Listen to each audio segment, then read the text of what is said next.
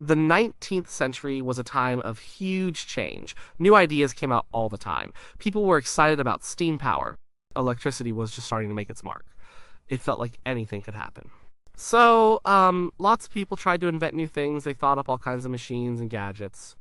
Some of these ideas were truly great. They changed how people lived. Think of the telephone or the electric light bulb. These were big deals. They really moved things forward. But many, many more inventions did not make it. Some were just silly, others tried to fix problems that weren't really problems. Or they tried to fix them in a way that just made new problems. These are the things we might call useless today. But useless can be a tricky word. Sometimes an invention seemed useless back then. But it might have given someone else a new idea later on. It could have been a tiny step to something bigger. Or maybe it's just a funny part of history. It shows how people thought at the time. We are going to look at some of these things. These are the inventions that did not quite work out. The ones that made people scratch their heads. They show us a lot about human dreams and sometimes human mistakes. They remind us that not every new idea is a good one, but every idea is part of how we learn and grow. People have always wanted to make home life easier or more interesting. The 19th century saw many tries at this. Some ideas were clever, others were just plain strange. They ended up being quite useless. Take the alarm clock bed. This was a real thing. The idea was simple. You needed to wake up on time. So, this bed would make sure you did. It had a built-in alarm, but it did not just ring a bell. Oh no. This bed was more dramatic. Some designs would tip you right out onto the floor. Imagine that. You are sleeping soundly. Then the bed suddenly tilts. You are on the floor before you know it. Other versions were even more extreme. They would dunk you into a tub of cold water. That would certainly wake you up. But it also seems very harsh and very messy. You would be wet and possibly angry. The goal was to wake you, but it also started your day in a very bad way. It was not a gentle start. And it was very hard to turn off. Once the process started, you were going to get wet or fall out. It was not practical for daily use. People wanted a pleasant wake up, not a forceful ejection. So, the alarm clock bed did not catch on. It was too aggressive, and it was just too much trouble. Then there was the mechanical horse. People in the 19th century wanted to stay fit. But not everyone had a real horse or a big park to ride in, so someone invented a horse for indoors. It was a contraption. You would sit on it. It had springs. Or it used pedals. It was supposed to move like a horse. It would rock back and forth, or up and down, like a giant rocking horse for adults. But these machines were often clunky, they were noisy, and they did not feel at all like riding a real horse. You would sit there, you would bounce around, you might get a little exercise, but it was not very fun. It took up a lot of space, and it was expensive for what it was. A real horse was better. A brisk walk was better. The mechanical horse was a poor substitute. It was an idea that seemed good on paper, but it did not work well in practice. It was a lot of effort for little reward. Another strange invention was the combination smoking hat and pipe. This was exactly what it sounds like. It was a hat, and it had a pipe built into it. The pipe would stick out. You could smoke your pipe while wearing your hat. This might have seemed convenient to some smokers. You would not have to hold your pipe. It would always be there. But imagine seeing someone wear this. It looked ridiculous. The hat would smell like old smoke. Your hair would smell like old smoke. And it was not very safe. Hot ash could fall onto your head or onto the hat itself. It was a fire hazard waiting to happen. It was a very niche product. Most people did not want to combine their headwear with their smoking habit. It was a strange mix of fashion and utility, and it failed on both counts. It was not stylish, and it was not truly useful. It was just a novelty item, and a pretty bad one at that. And what about hair-growing helmets? Baldness was a problem then, just like now. People wanted their hair back. So, inventors came up with ideas. Some made helmets. These helmets would claim to regrow hair. They might have wires inside. These wires would send a weak electric current to your scalp. The idea was that electricity would stimulate hair growth, or they might have sponges soaked in some kind of chemical. You would wear this helmet, you would sit there hoping for hair. But these devices did not work. The electricity did nothing for hair growth. The chemicals were often useless. Sometimes they were even harmful. They could irritate your scalp, or cause other problems. They preyed on people's hopes. They were a form of quackery. They offered a solution to a problem without any real science behind it. People spent money on them. They were disappointed. The hair-growing helmet was a useless invention. It offered false hope, and it delivered nothing. So in the home, people tried many things. They wanted convenience, they wanted comfort, they wanted to look better, but many of these ideas were too extreme, or too impractical, or just based on bad science. They show us that innovation is not always about big breakthroughs. Sometimes it is about the small, weird ideas that just do not make sense. They are part of the story of invention, even if they never became popular. They are a reminder that a good idea is more than just a thought. It needs to work. And it needs to be safe, and people actually need to want it. Getting around was a big deal in the 19th century. Trains were new, bicycles were getting popular, everyone was thinking about faster or easier ways to travel. This led to some truly wild ideas for moving people and things. Most of these ideas went nowhere. They were often impractical or dangerous. One of the stranger ideas was the velocipede with a sail. A velocipede was an early type of bicycle. You powered it with your feet. But someone thought, why not add a sail? So they put a small mast and a sail on a velocipede. The idea was to harness the wind. You could pedal and the wind would help you along. This sounds okay in theory, but in practice, it was a mess. You needed strong, steady wind, and the wind needed to be blowing in the right direction. If the wind was against you, the sail was a huge drag. It made pedaling much harder. If there was no wind, the sail was just dead weight. It made the velocipede heavy and hard to control. And imagine trying to steer this thing in a city, or on a winding road. It was very unstable. A gust of wind could blow you right over. It was a novelty, not a real mode of transport. It combined two different ideas, but they did not work well together. The velocipede with a sail was a silly invention. It was a waste of effort. It did not improve travel. It made it more difficult and more dangerous.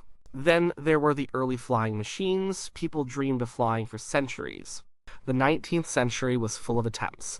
Many inventors built ornithopters. These were machines with flapping wings, like a bird. They thought if they flapped wings big enough, they could fly. Or they built strange gliders. These gliders often had very complex designs. They had many wings or unusual shapes. Most of these machines failed spectacularly. They would not get off the ground at all. Or they would make a small hop and crash. Sometimes they were dangerous for the inventor. People did not yet understand how wings worked. They did not understand aerodynamics. They used heavy materials, and they did not have powerful enough engines. The physics of flight were still a mystery to most. These early flying machines were not useless in the sense that they led to later success. But the specific machines themselves were useless. They could not fly. They showed a lot of courage and a lot of wrong ideas. It took many more tries. It took better science and better engineering for real flight to happen. These early attempts were a series of failures, but failures that eventually taught people what not to do. Another curious idea was the pedestrian locomotive. This was not a train for people. It was a machine designed to help a person walk, or rather, for a person to be the locomotive. Some designs were like steam-powered shoes. You would strap on heavy boots. They had small steam engines attached. The steam would power your steps. Others were more like walking machines. A person would stand inside a large, clunky frame. The frame would have mechanical legs. The idea was to make walking easier, or faster. But these inventions were very heavy. They were slow, they were noisy, and they were dangerous. A steam engine on your feet was a fire hazard, or it could scald you. The walking machines were hard to control. They were also very inefficient. It took more energy to power the machine than a person would use just walking normally. They looked ridiculous. They were a mechanical overkill for a simple act. They did not solve a problem. They created many new ones. The pedestrian locomotive was a truly absurd invention. It showed a misunderstanding of what makes walking useful. Simplicity is key for something like walking. Adding heavy, complex machinery just made it worse. Even early attempts at personal submarines were often useless. While the concept of a submarine was important, many early designs for individual or small crew use were incredibly dangerous and impractical.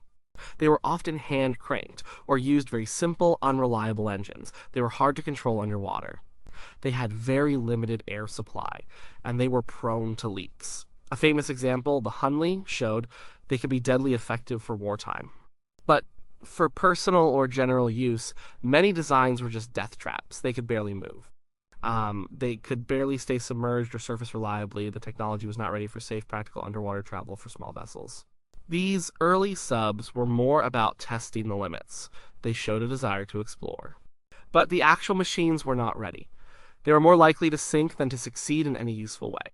They were a dangerous experiment, not a viable mode of transport. So when it came to moving around, people tried almost anything. They had big dreams, they wanted to go faster or in new ways, but many of their ideas were ahead of their time. Or they were just plain wrong. They did not have the right materials or the right understanding of how things worked. These inventions show us the spirit of adventure, but also the limits of technology at the time. They remind us that innovation often means many failures before one success. The 19th century was a time of huge progress in communication. The telegraph changed everything. Soon the telephone would follow. People were hungry for new ways to send messages and to record information. This excitement led to some very clever inventions, but it also led to some very strange and ultimately useless ones. One idea was the pneumatic tube system for personal use. Pneumatic tubes were great for sending mail around big buildings or between post offices. You put a message in a canister, air pressure pushed it through a tube. It was fast, it was efficient, so someone thought, why not have this in every home? Imagine having tubes running all over your house. You could send a note from the kitchen to the bedroom, or from the study to the living room. It sounds a bit like a futuristic dream, but it was completely over the top for a home. Installing all those tubes would be very expensive.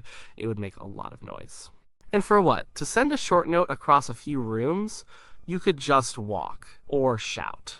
It was a massive amount of infrastructure for a very small convenience. It was trying to solve a problem that barely existed in a home setting. It was a grand solution to a tiny issue. Most people did not need to send messages this way inside their own house. It was a technology looking for a problem to solve, and it picked the wrong one.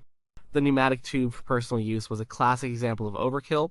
Then there were complex home telegraph systems. The telegraph was amazing for sending messages across long distances. It used Morse code, but it needed skilled operators.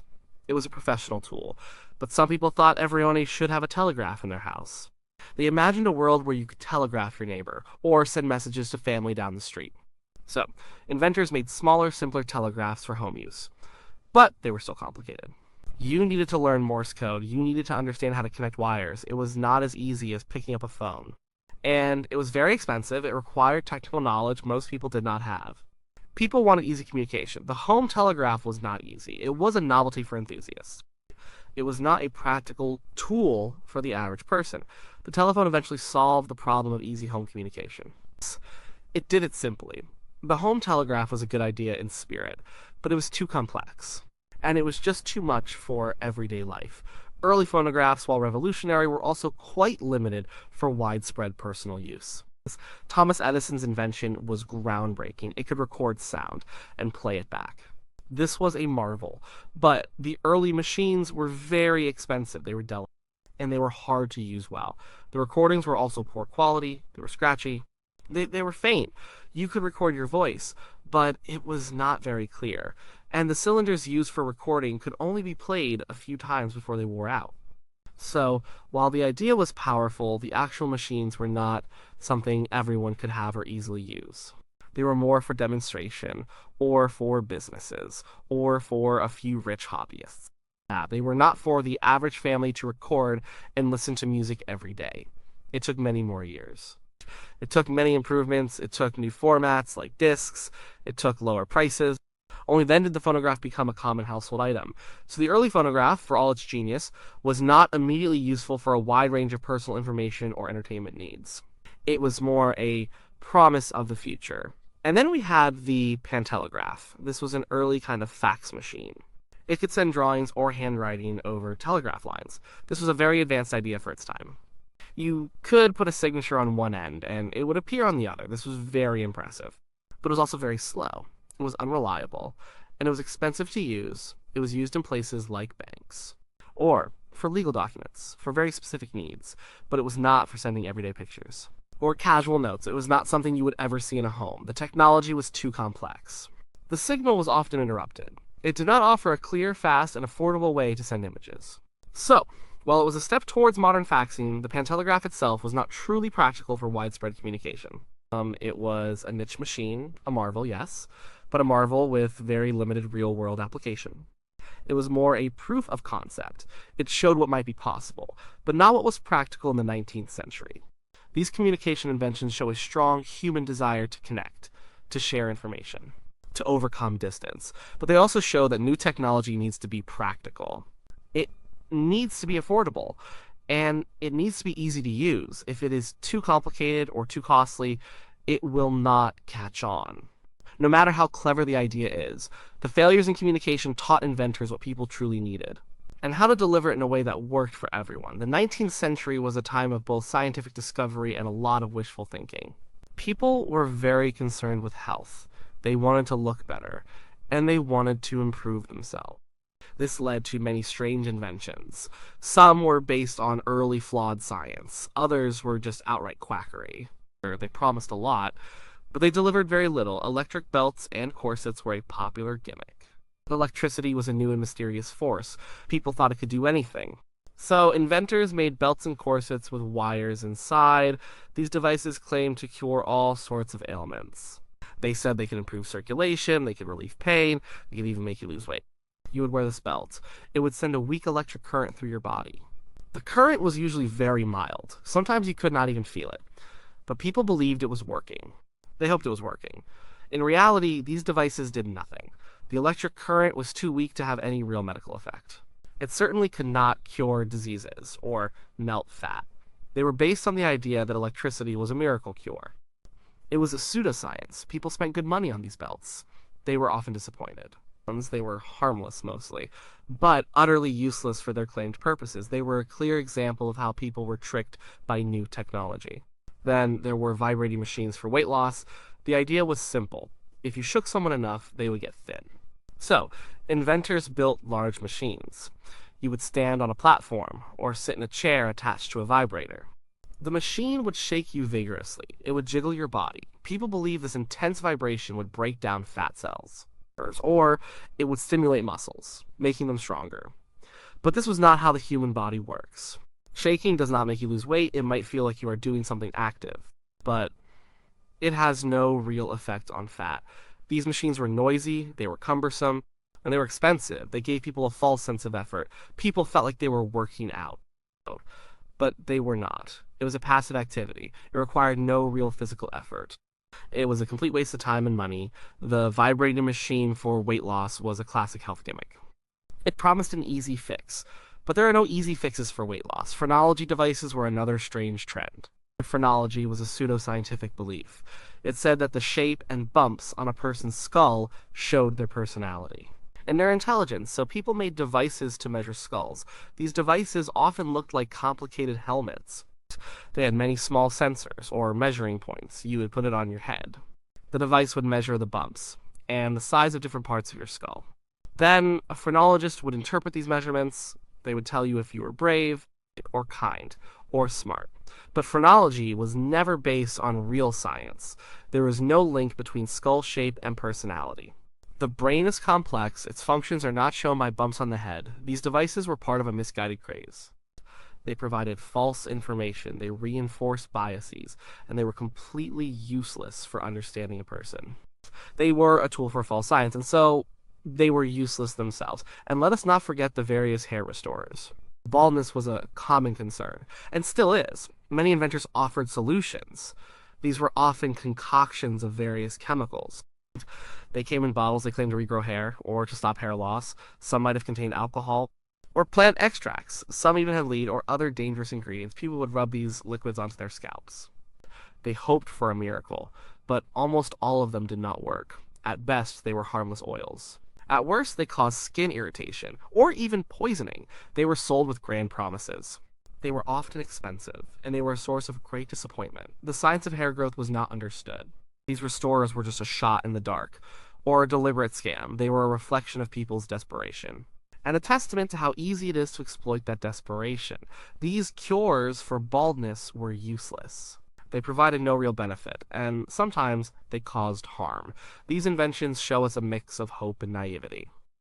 People wanted to be healthy, they wanted to be beautiful, they wanted to improve themselves. And They were willing to try new things, even strange things, but often the science was not there. Or the inventors were just trying to make a quick buck. These useless inventions remind us to be careful, to be critical, and to look for real solutions, not just promises. They are a valuable lesson in discerning real progress from mere trickery.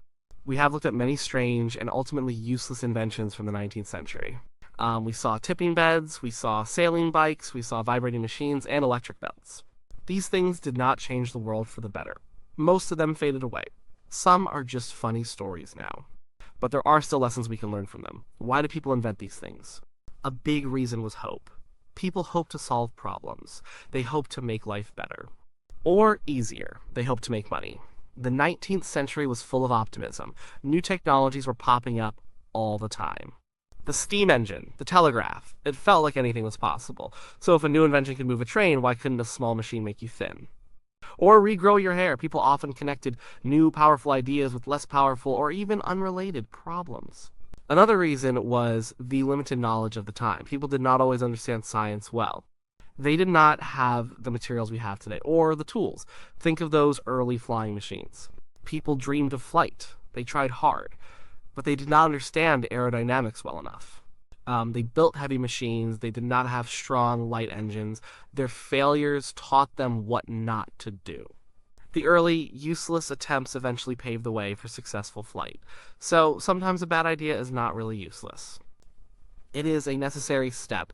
It shows others what works and what does not. What seems useless now might have made some sense back then. The alarm clock bed was extreme, but people really did need to wake up for work. Before electricity, good alarm clocks were not common, so someone saw a problem.